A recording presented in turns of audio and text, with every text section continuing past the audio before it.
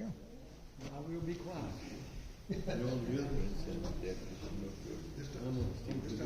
Yeah.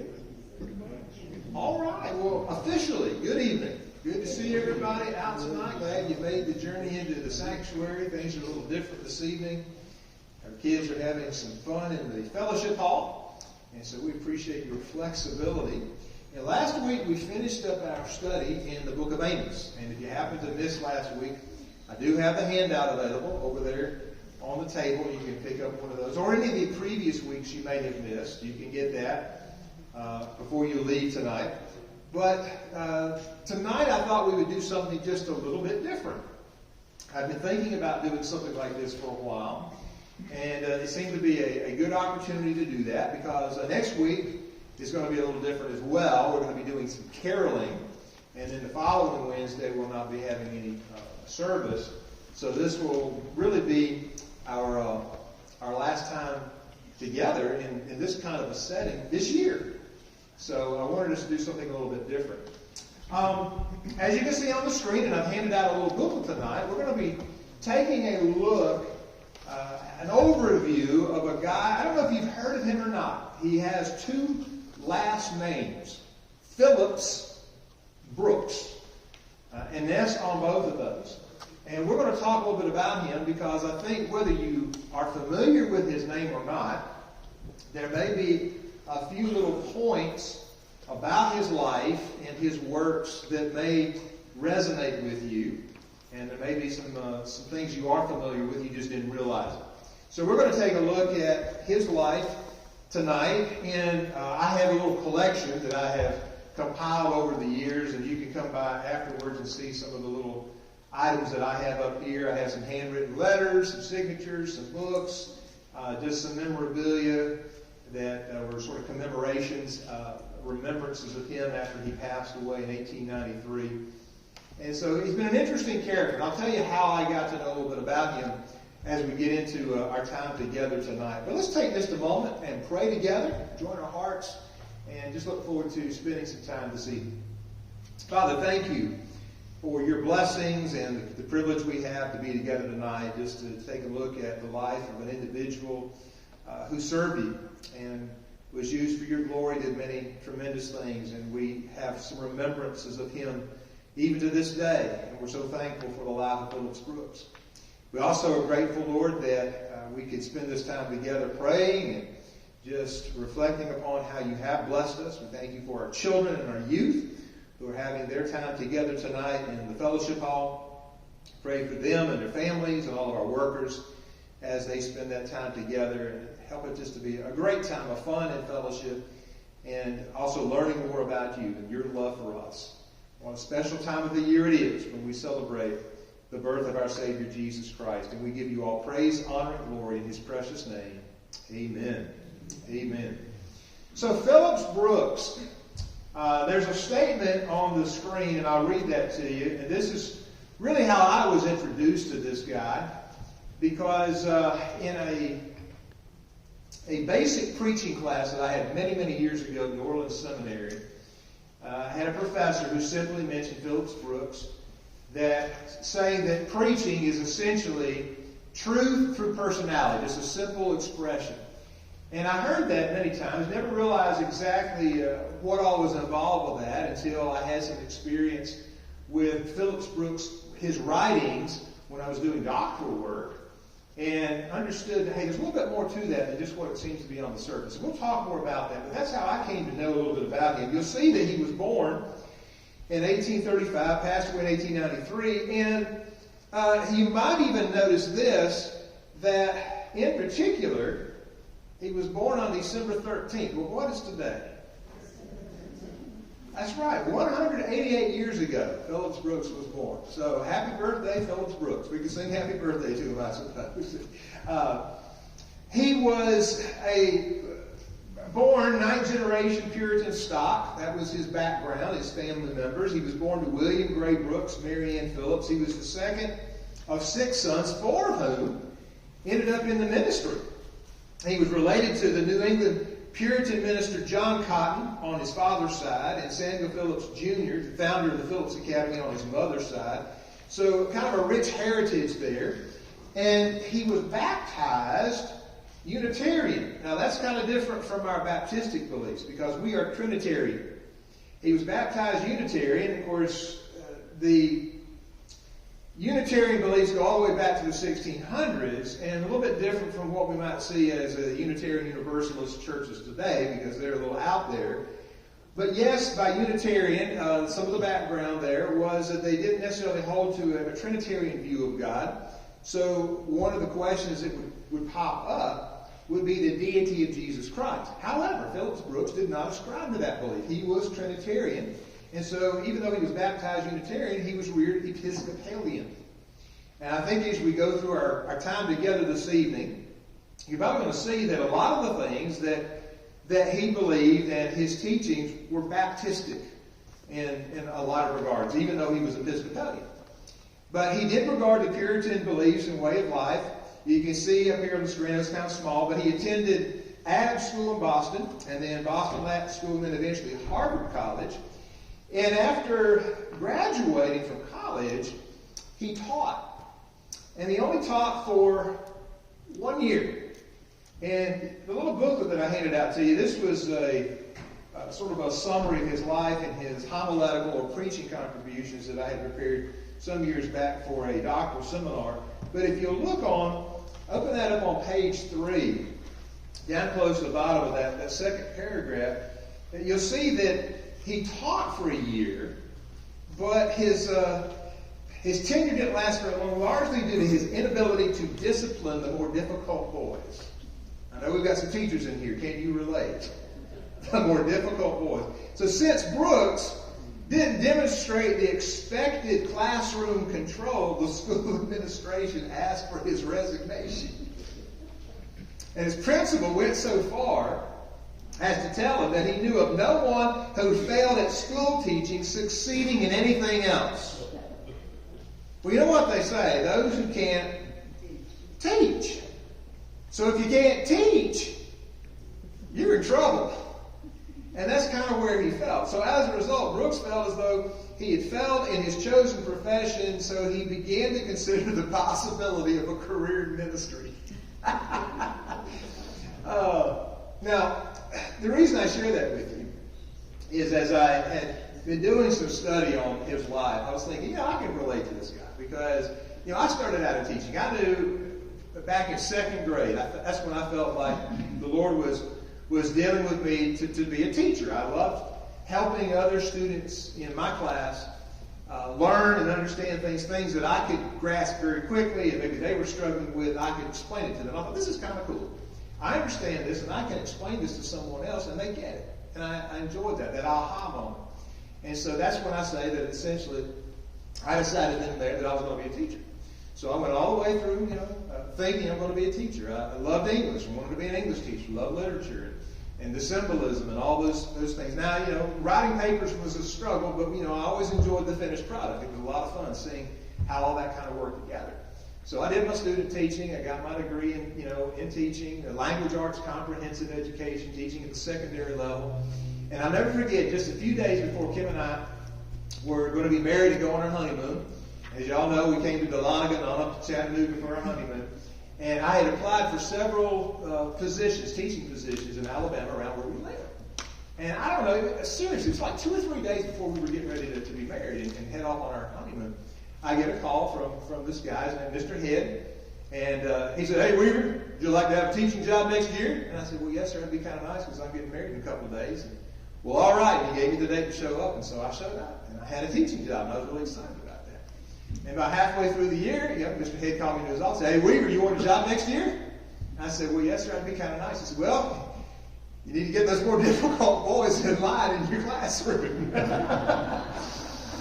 And the whole year, man, I was praying that God would show me that there was something else He wanted me to do. Because I thought, man, I went to college and I went through all of these things, all this training for this. And it was just a challenge. Probably the most difficult period of my day was homeroom. Homeroom only lasted about 15, 20 minutes. I had 29 ninth graders in my homeroom. I only had 25 desks. And inevitably, every week, some kind of scuffle or fight would break out. One day, I intercepted a flying desk. I had a big scar on my arm for the longest time. It's about faded now because it's been so long ago. But I was praying desperately that God would release me and show me what else He would have me to do. So I could relate to Phillips Brooks. You know, he couldn't teach, or he had struggles in the classroom. He said, well, maybe I can be a preacher. Well, that's not exactly what I was thinking. But I was going through a discipleship program with my home pastor. Kim actually went for counseling. She told her home pastor, said, well, I've got a little bit of a problem. I really feel called to be a pastor's wife and Phil's an English teacher. And the pastor said, well, just hang on. Just wait. He'll come around. I have confidence, and I did. So I'm still teaching. It's just a different subject matter, right? So God knows what He's doing. So after Phillips Brooks had this challenge in the classroom, and he was forced to resign, he did surrender to the ministry. And in 1856, he enrolled in the Alexandria Theological Seminary of Virginia. 1859, he was ordained as a deacon, and he became the rector. Of course, in the Episcopal Church, that's what it's called. Not really a pastor, but they use the term rector, one who oversees a local parish. And he became the rector of the Church of the Advent, Philadelphia. Then he was ordained officially as a priest in 1860 and became the rector of the Church of the Holy Trinity in Philadelphia in 1862. So again, you can see he was Trinitarian in his beliefs because he pastored a church called Holy Trinity. There's another Holy Trinity that he pastored in Boston, Massachusetts as well. And then in 1869 is when he made that transition to the Boston Church, Trinity Church there in Massachusetts. That church burned in 1872, and the rebuilding took place about a year later. Finally, was finished in 1877. But it was while he was here that his name started being circulated a little bit more in popular circles because of his writings. He wrote some poetry, he wrote some hymns, and the Christmas Carol we'll talk about in just a few moments. Prolific writer, and people began to pick up that he was a really good writer, and he had these little sayings or little nuggets that they could hang on to, and so that really helped him well in the ministry. So much so that we see that in 1891 he was elected the bishop of the whole state of Massachusetts. Now, sadly, he didn't hold that position very long before he passed away. He got sick in 1893, January 22nd, suddenly became delirious, very sick, and then passed away the next day at the age of 57. But what was interesting about him, in regards to his taking over this position as bishop, he was a very humble man. And I actually have a letter, a handwritten letter from him, by him, to one of his best friends. And this was written May 15th of 1891, just after he had been elected as the bishop. And it was interesting to read this. This was one of his best friends, Robert Treat Payne. And he said, I write it in such a mixed condition that I'm afraid I ought just to say thank you for your good, kind words and leave you to guess at all the rest, which I feel certain that you can.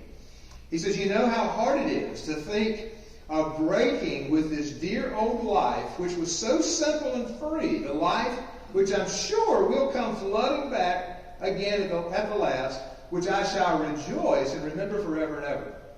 And he goes on, talks about, what the family and his children mean to him, and he says that it's such an odd thing that one must learn new ways and wear new clothes. He's talking about becoming the bishop. He was used to being a local pastor. And he said the new ways, wear new clothes, and see new faces. But nothing can separate from the old friends who are part of my very life. And he said, on down here, the next paragraph, he said, the way it all came about was strange and impressive. And he's talking about how he was elected as a bishop. He said that men of various kinds wanted me to be their bishop. And he said, and at last, there was nothing in the world to do but just say, well, here I am. And he goes on to talk about how he had the election, and he was confirmed by the standing committee a majority of the diocese there, a majority of the bishops. He said, there is some opposition. I mean, everybody gets, 1 or 2 no votes, right? Or maybe even 3. And so there's some opposition, but I do not think that there's any real doubt as to the results. And so I shall be fit for consecration. He was looking forward to actually the official ceremony. And I just thought that was so neat. But he talked about that it was such a strange and impressive way how it came about. And he certainly knew that it was something that the Lord wanted him to do.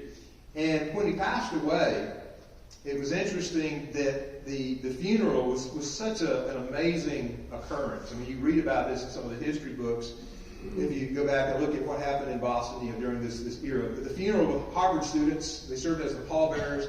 The city businesses closed for 3 hours, and they estimated about 15,000 mourners passed by his casket. He was buried at Mount Auburn Cemetery in Cambridge, and the Sunday after his funeral, just about every church in Boston, regardless of denomination, Baptist, Methodist, Episcopal, Lutheran, all the different churches had a special memorial service on Sunday for him.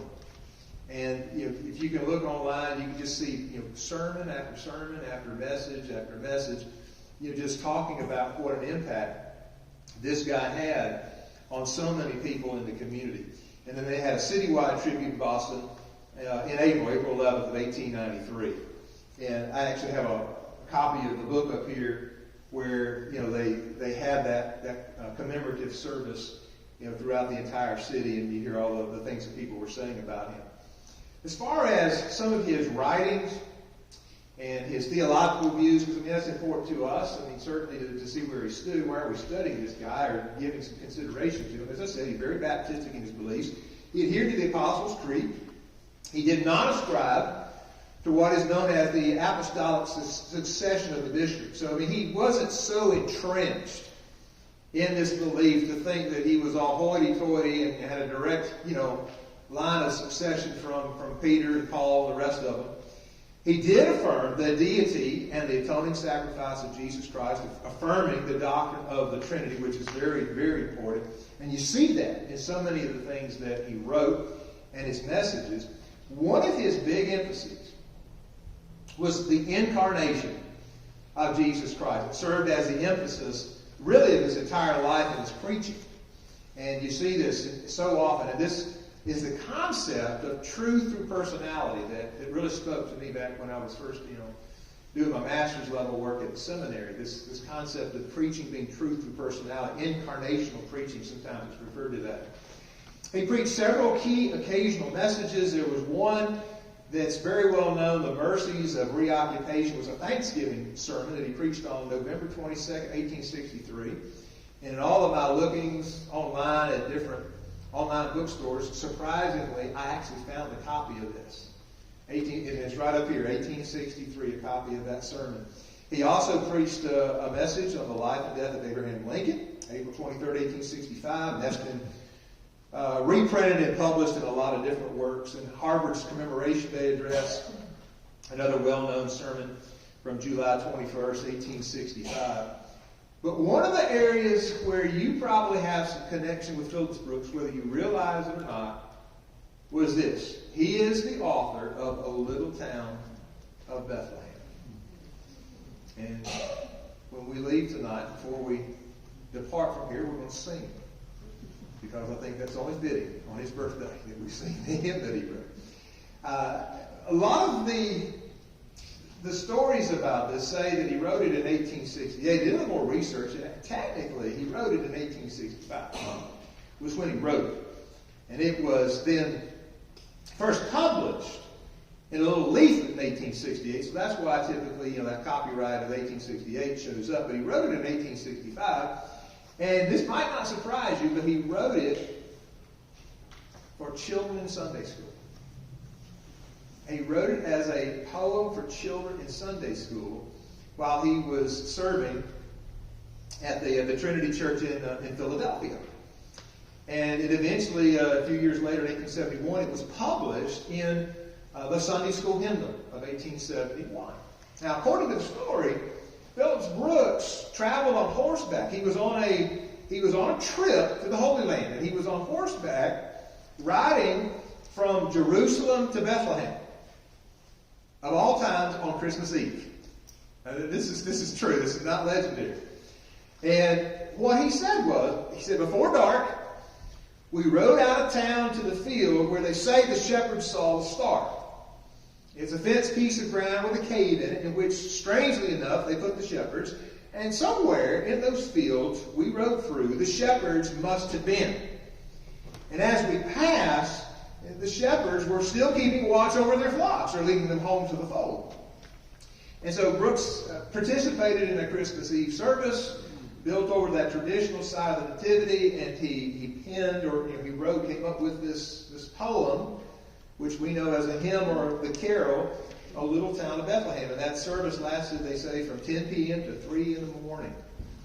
And there was someone there who put it to music. The composer was Redner, and put it to music, and we have it today. There was actually one verse I'll share at the end, if y'all remind me if I forget. Just say, hey, tell us about that. There was one stanza that there was some question about, and it got left out, and we don't ever see it published in our hymnals.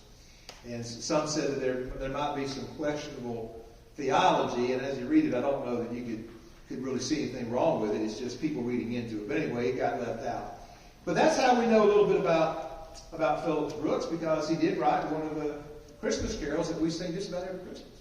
Sing it multiple times, probably. Then also you'll see up here, 1877 is when he wrote Lectures on Preaching, and this was an annual series of lectures that took place at the Divinity School at Yale. And I have a copy of the first edition of that up here. And it's in that particular book, during the course of those lectures, that he talked about preaching being that truth through personality. 1882, The Candle, The Lord, and Other Sermons, and you'll find a lot of compilations of his messages. And even after he passed away, public demand for his works just continued. This is a picture here. I don't know if you can see it from where you are, but this was known as the Phillips Brooks calendar. They came out with a Phillips Brooks calendar every year, and it says that they're 1898. So that was 5 years after he passed away. And they were still having get your commemorative Phillips Brooks calendar while you can, And so he was just a really popular, personable individual that made a significant impact on people everywhere he went. There's a picture out of the Lectures on Preaching book, again, preaching as truth through personality. And he summarized his thoughts through this. He said, that he saw truth and personality as two of the key elements in the preaching event when a pastor or preacher gets up to share. So, truth obviously is very important, but every pastor, every preacher is going to share that truth through a unique personal personality. And he saw that was a very significant part of the preaching experience. And the entire statement, I know it's very small, but I'm going to share it with you. This is what he said. Truth through personality is our description of real preaching. The truth must come really through the person, not merely over his lips, not merely into his understanding and out through his pen. It must come through his character, his affections, his whole intellectual and moral being. It must come genuinely through him. I think that granting equal intelligence and study, here is the great difference which we feel between two preachers of the Word.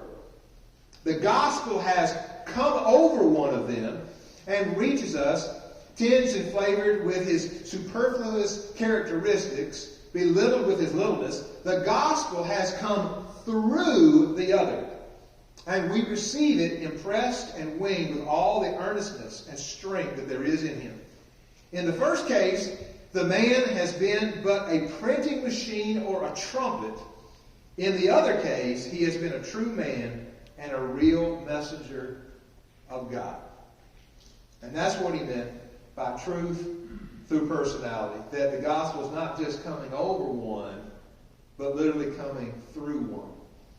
And of course today, I think that still holds true because of the easy access that that people have online to get information. And, with this whole artificial intelligence, I mean, you could type in, if you wanted to, any one of you could do this. You could type in, go to one of these, these websites, one of these apps that has the AI available. You could type in there, original sermon on 1 Corinthians 13, 3 illustrations. Push the button. Print it out. You've got a sermon. And you haven't had to lift a thing. You haven't even had to open the Bible. You just go and just take what Google spits out. I mean, I'm telling you, this really happens. There are people out there doing this. But there again, the gospel's just kind of coming over people like that. But Phillips Brooks talked about it coming through that person. That you've had the experience, and you're talking from experience. Now, interestingly enough, as he preached, of course, we don't have any videos of Phillips Brooks preaching. We just have personal accounts. But they say that he used few gestures. He occasionally raised his hand for emphasis, but he captivated his audiences by his authenticity. His personality came through his sermons, and audiences felt very engaged in conversation with him. They thought that they were listening to one of their friends share the truth of God, with them. He had some amazing friendships. He enjoyed meeting people everywhere he went. He saw his congregation as people in need of care and ministry. He found fulfillment in being a pastoral preacher. He was really big into pastoral ministry, caring for his flock, visited daily to maintain personal contacts with his church. And he felt that connectedness with individuals was vital to his effectiveness as a preacher. He was not married, never married, but he had some lifelong friendships. One person that you probably are familiar with that was a good friend of Phillips Brooks was Helen Keller. He was a very good friend. He wrote to her on a regular basis. And Helen Keller claimed that she had always known that there was a God, but had never known his name until Phillips Brooks told her. That's pretty impactful, isn't it? Pretty amazing. And then, upon his passing, she said, "Oh, it's very hard to bear this great sorrow. Hard to believe that I shall never more hold his gentle hand while he tells me about God and love and goodness." She was very touched by him. And as I said a few moments ago, the concept of the incarnation, God coming in the flesh through Jesus Christ, the incarnation was a very big part of his personal ministry and his preaching.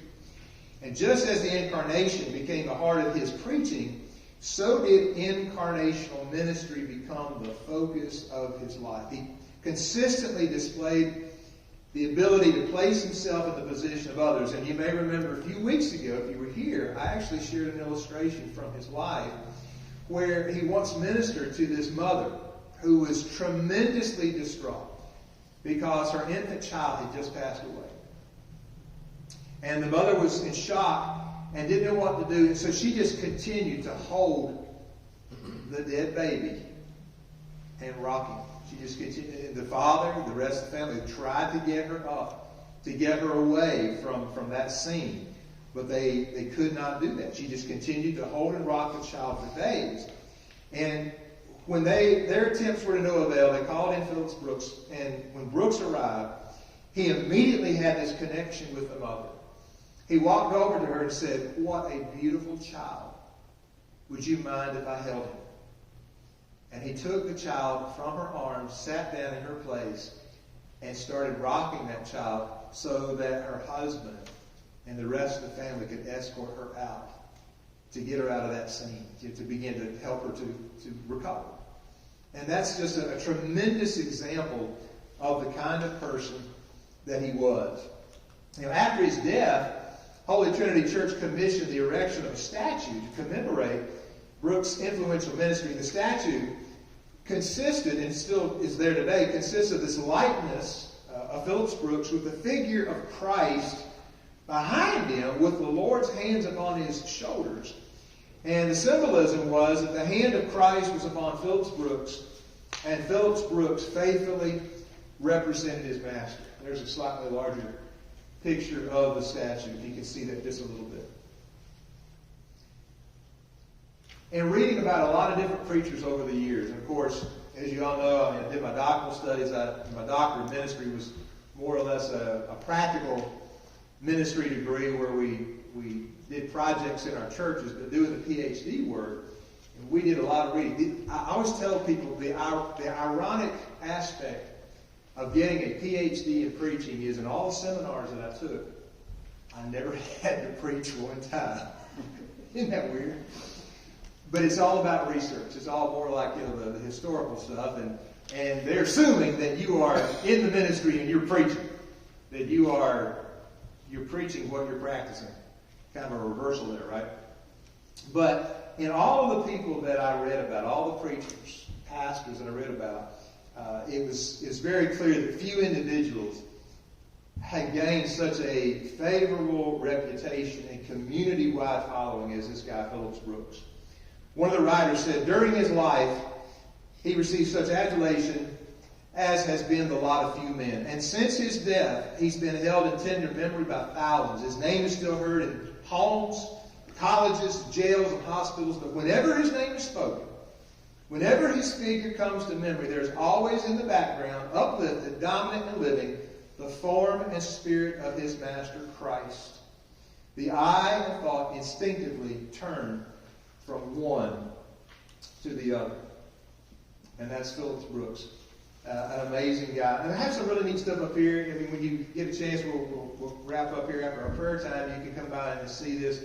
I mean, I guess you haven't arrived until you've had, a serving tray with your picture printed on it, or you have a silver spoon with your head on it. And, or, some of y'all are familiar with the old stereo views, kind of the precursor of the Viewmasters, right? Well, there he is. You can look in there and you can see him in 3D. I got to tell you one story about this. This is a silver spoon. There's a larger version too. But I had this for a while. Had one like it in my office in Louisiana, along with another silver spoon from the Keswick Convention. And one of these days I'll share with you all a little bit about the Keswick Convention as well. But I had these two spoons in a little display, a bookshelf that kind of lifts up. And anyway, one night, after we'd had a church garage sale, on a Saturday, that Saturday night, the church got broken into. Well, guess what? Somebody had been casing the church out during the garage sale. Knew that there was probably somewhere some money. Now, little did they realize that, the money wasn't in the church. We put it in the bank. We put it in bank deposit. It wasn't there. But they busted into the office, and they got into my office, and I looked around, and I couldn't see anything missing. Until eventually, I looked in my little display case and noticed the only thing missing out of my office were the two spoons. And one of the spoons happened to be this Phillips Brooks spoon was missing. And the detective came out and was writing everything up, and he asked me, what all was missing. And of course, I gave him an account of some things that were missing in the rest of the church. And I said, they broke into my office. What did they take? Well, they took two spoons. He said, it took two spoons. I said, they were preachers, dead preachers on spoons. I said, okay, I'm a weird guy. I collect that kind of stuff. And I said, I'm just trying to figure out, though, why somebody in their right mind would steal a little 4-inch spoon. He said, I can tell you exactly why. They're cooking crystal meth. He said, that's a perfect size. And I said, Phillips Brooks. Poor guy. Never did recover it. And sometime later, my daughter said, if you ever find another one, I want to buy that for you. So she sent me money to buy another one. It wasn't too expensive. But anyway, so I replaced my Phillips Brooks spoon. Y'all steal my spoon. Well, what I wanted us to do before we have our prayer time is, if y'all are close to a hymnal, let's open up our hymnals, and we are going to sing. We'll just sing the first verse of a little kind of a thing. It's number 250. And, of course, the inspiration for this, as we well know, was his experience in the Holy Land.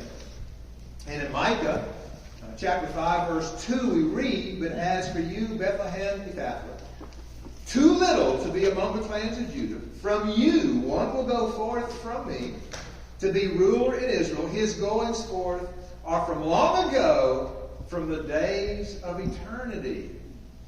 And, of course, we know the one who was born in that little town of Bethlehem was our Savior. And God had given the prophecy many years before that, and it came to fruition just exactly as he said. So number 250, O Little Town of Bethlehem. Let's sing it together. O little town of Bethlehem, how still we see thee lie, above thy deep and dreamless sleep, the silent stars go by. Yet in thy dark street shine the everlasting light, the hopes and fears of all the years are met in thee tonight. Amen. And I did promise, I remembered, you didn't have to remind me, that there was that one stanza that got omitted, if I can find it. Here it is. Where children pure and happy pray to the blessed child, where misery cries out to thee, Son of the undefiled. Where charity stands watching, and faith holds wide the door, the dark night wakes, the glory breaks, and Christmas comes once more.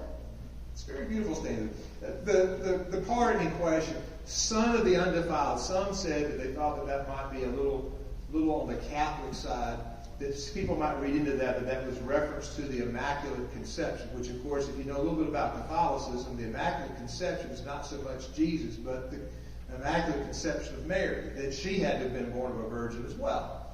We don't ascribe to that.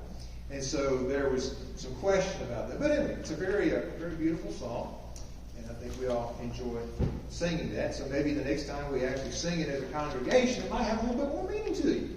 That you know a little bit about the person who wrote that. Phillips Brooks, the guy with two last names.